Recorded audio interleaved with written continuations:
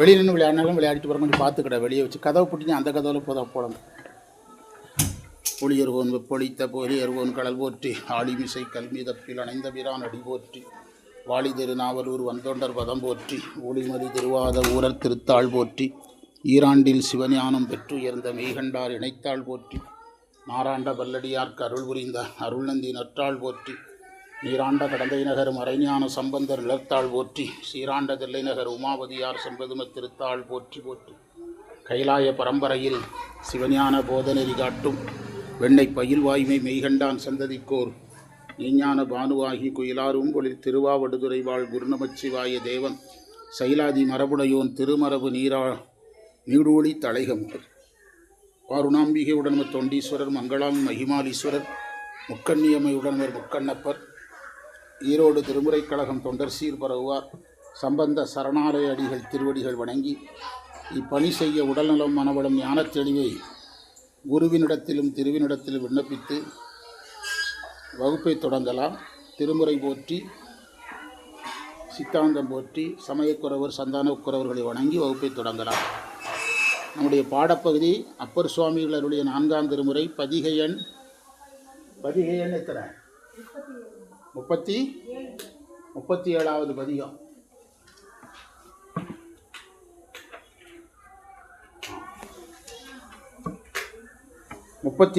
பதிகம் மந்திரையன் தலம் திருநெய்த்தானம் மந்திரையன்.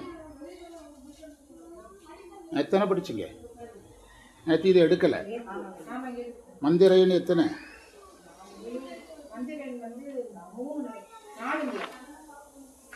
4வது மந்திரம் முடிச்சாச்சா? 4 நடத்தணுமா? எழுதுங்க.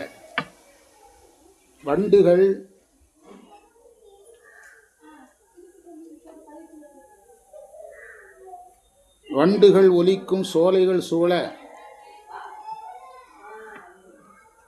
வண்டுகள் ஒலிக்கும் சோலைகளால் சூழ்ந்தது இத்தலம்.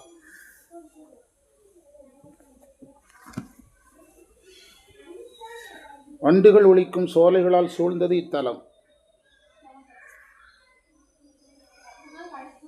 இறைவன் திருவடியில்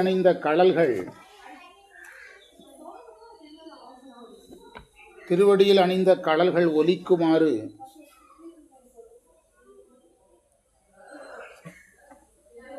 திருக்கூத்து செய்பவர்.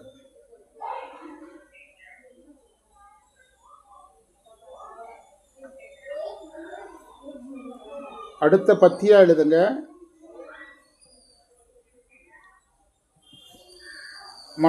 கூர்மையான மழுவை கையில் ஏந்தியவர்.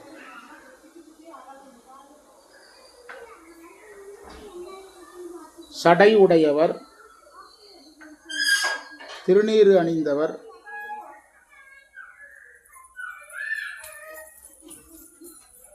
பூநூலை அணிந்தவர்.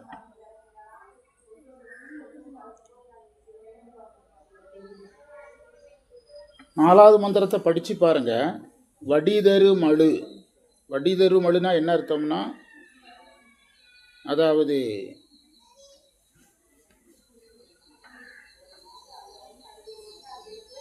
காய்ச்சி வடிக்கப்பட்ட மழுன்னு அர்த்தம். இரும்பை காய்ச்சி அதில் செஞ்ச மழுன்னு அர்த்தம். இரும்பை காய்ச்சி வடிக்கப்பட்டு அல்லது செய்யப்பட்ட மழு. வடிதரு மழு ஒன்று ஏந்தி வார்சடை மதியம் வைத்து பொடிதரு மேனி, அதான் திருநீர் பூசியது. இந்த மந்திரத்தில் அது குருவை குறிக்கும். புரிதரு நூலர் போலும் நெறிதரு பொலிகள் சூழ நின்றனை தானமேவி அடிதரும் கடல்களார்ப்ப ஆடுமியம் அண்ணலாரே. அது செய்திகளை நம்ம ஒவ்வொன்றா பார்க்கணும். மழு ஞானத்தை குறிப்பது, வார்சடை ஞானம், மதியம் பேரருள், நீரு பூசியது ஆச்சாரிய நிலை குரு.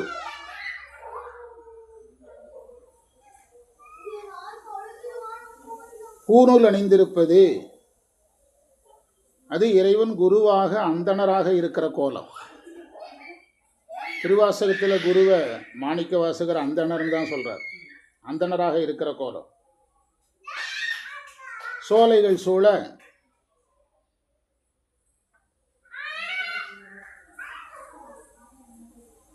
நெடிதரு பொலிகள் சூழ, அந்த நெடிதருங்கிறது வண்டு ஒலிக்கிறத குறிக்குதுன்னு போட்டிருக்காங்க. நடிங்கிறதுக்கு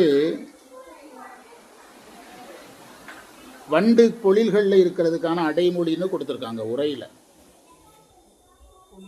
நின்ற நெய்த்தானமேவி, வண்டுங்கிறது ஆன்மாவை குறிக்கிறது. சோலையில் வண்டு அவ்வளோதான் சொல்லியிருக்காரு, வேற தேனு மலரு ஒன்றுமே சொல்லலை. நெய்த்தானத்தில் எழுந்தருளி திருவடியில் களல் அணிந்திருக்கிறார்.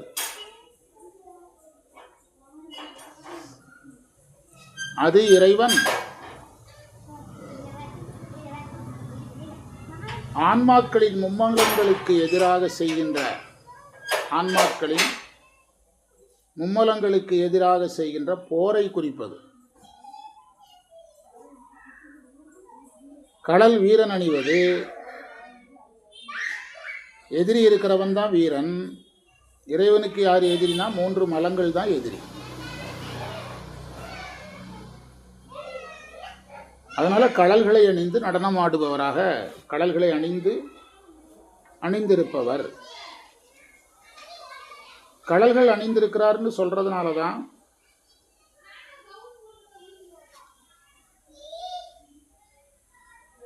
நடனம் ஆடுறாருங்கிறதையும் சொல்றாரு. கடைசியில் இருக்குது பாருங்க, களல்கள் ஆர்ப்ப ஆடும். இறைவன் ஆடுகிறான் என்பது ஐந்தொழிலை குறிப்பது.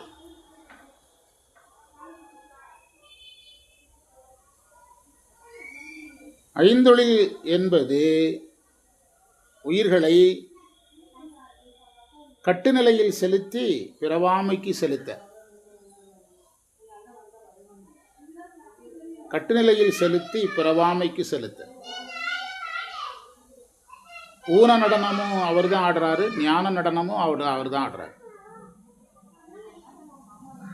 அதனால தான் நடராஜருடைய நடனத்தின் மூலமாக பிறவி இல்லைன்னு நம்ம படிக்கிறோம், உண்மை விளக்கத்துல எல்லாம் படிச்சிருக்கோம். 5வது மந்திரத்துக்கான பொருள் எழுதுனா அடுத்த பகுதி பார்க்கலாம். இறைவன் கையில் நெருப்பு ஏந்தியவர்.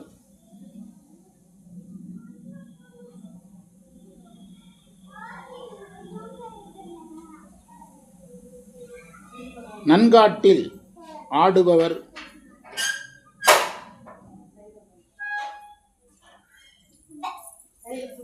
பூதங்கள் பாட ஆடுபவர்.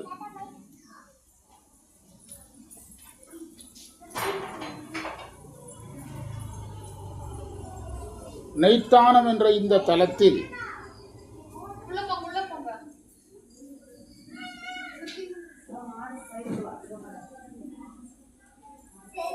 நெய்த்தானம் என்ற இத்தலத்தில் எப்போதும் இருப்பவர்.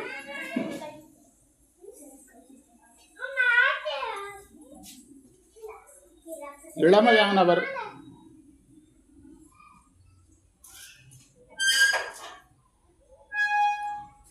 இளமையானவர்.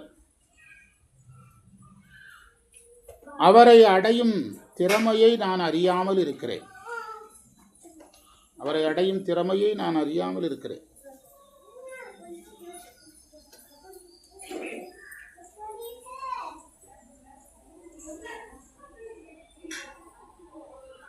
விளக்க உரை நெருப்பை ஏந்துதல் ஒடுக்கத்தை குறிக்கும்.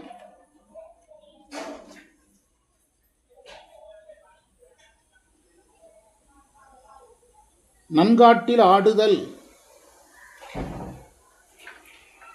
இறைவனுடைய ஐந்தொழிலை குறிக்கும்.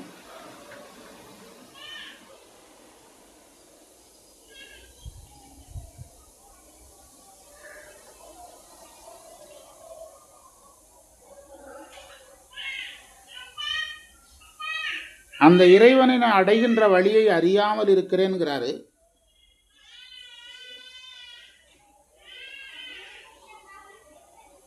அது மாணிக்கவாசகருடைய பணிவு மொழின்னு பார்க்கணும். மாணிக்கவாசகருடைய பணிவு மொழின்னு பார்க்கணுமே தவிர இந்த திருநாவுக்கரசருடைய பணிவு மொழின்னு பார்க்கணும்.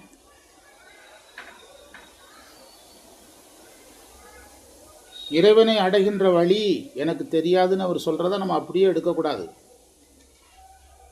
அவங்கெல்லாம் இறைவனை அடைந்தவங்க, அதனால் அதை பணிவாக சொல்கிறதா எடுத்துக்கணும்.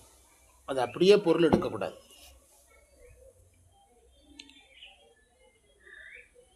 அது மூலமாக அவர் நமக்கு என்ன சொல்ல வர்றாருன்னா, இறைவனை அடைகின்ற வழியை அறிந்து கொள்ளுங்கள்னு அர்த்தம்.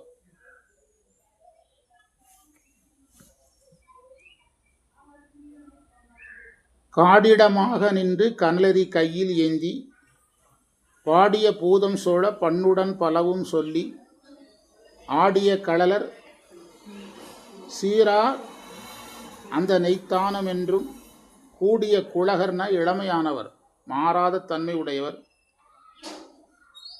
கூடுமாறு அருகிலேனே. கூடும் ஆறு அருகிலேனே. ஆறுனா வழி, கூடும்னா அடைகின்ற, ஆறுனா வழி. இறைவனை அடைகின்ற வழியை அறியாமல் இருக்கிறேன். சிவனை அடைகின்ற சரியகிரிய யோகம் ஞானம் எனக்கு தெரியலை அப்படிங்கிறார். அதற்கு அப்படி பொருள் அல்ல, அவர் தனக்கு தெரிந்ததுனால பணிவா சொல்றார்.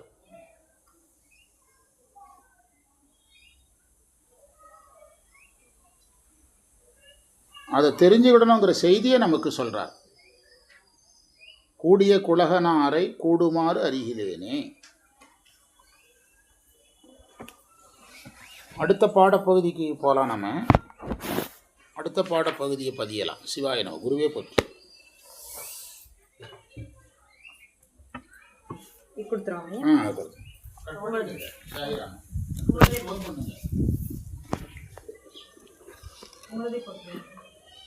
ஸ்டோர்